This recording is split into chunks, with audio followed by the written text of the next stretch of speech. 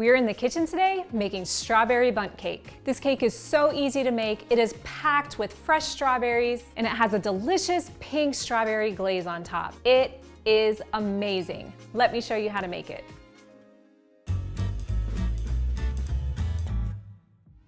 The first step is to mix together the dry ingredients. So I have this bowl with 4 cups of all-purpose flour.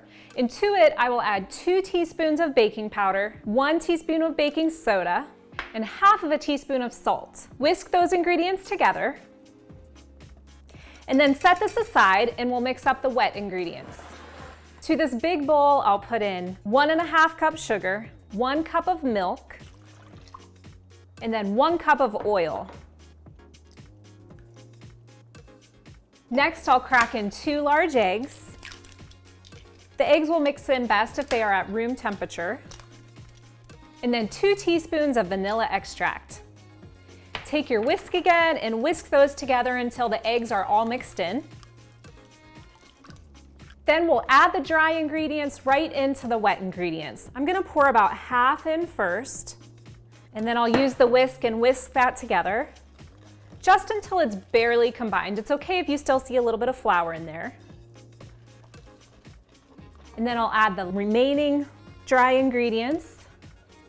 And this time I'm going to use a spatula. It's important to not mix quick bread ingredients too much, or your bread may come out a little tough and not quite as tender as you'd like. So use a spatula and just fold that flour in just until all the flour is mixed in. Next, it's time to prepare the strawberries. I have washed strawberries, I chopped off the stem, and then I diced them into little, small, finely chopped pieces so they are ready for the bread. And to it, I will add 4 tablespoons of all-purpose flour. I will take a spoon and just toss the strawberries with the flour to coat them. This will help just to soak up some of that strawberry juice and also to help the strawberries not sink to the bottom of the pan while they're baking. Then you can add those strawberries right into the bread batter.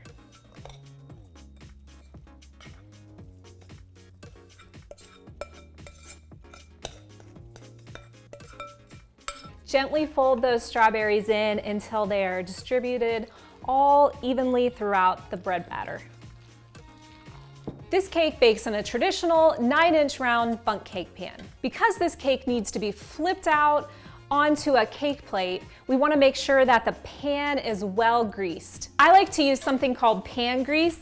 It is equal amounts of flour, shortening, and oil. Mix those together as long as it's equal amounts. It doesn't matter how much. And then use a paper towel to grease your pan. Cakes will come out of the pan beautifully with this pan grease mixture. If you don't want to take the time to make pan grease, then I suggest using shortening and then dusting with flour, and that seems to have the best results. Once the pan is well greased, get that quick bread batter and fill up the cake pan.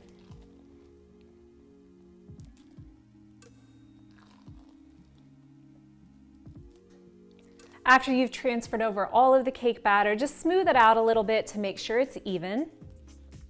As you can see, this cake batter is very thick. I have the oven preheated to 350 degrees. This cake will take about 60 minutes to bake. Check it at about 55 minutes. The top should spring back when you touch it. That's how you know it's done. You can also stick a toothpick in it and it should come out clean. A couple of hints after your cake comes out of the oven. Allow the cake to rest in the cake pan for about 10 minutes and then turn it out onto a cake plate to cool completely.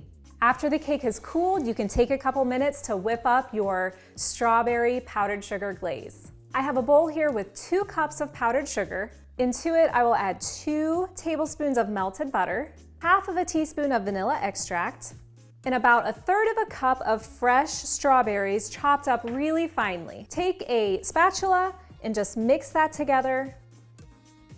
Depending on how juicy the strawberries are, you may not need to add any milk or cream to thin the frosting.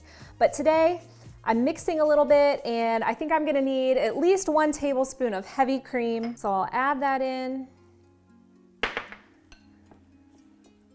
and mix it up. And then add in a little bit more cream if you need it.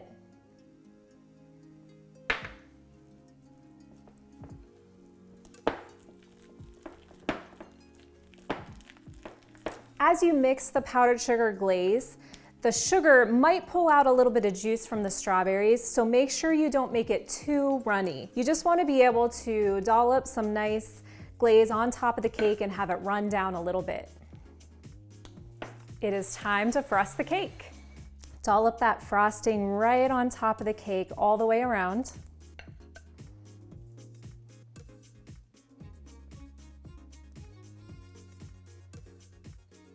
Again, you can make this glaze a little bit thinner so that it runs down more if you'd like. Just add a little bit more milk. It really just depends on what look you're going for.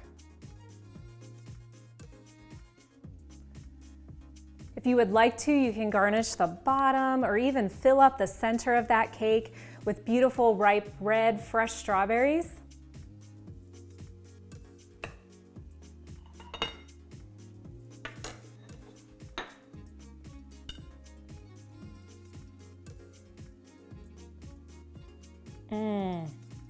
It looks amazing. I'm Julie from The Best Cake Recipes. Be sure to like, subscribe, and check back next week for another cake video.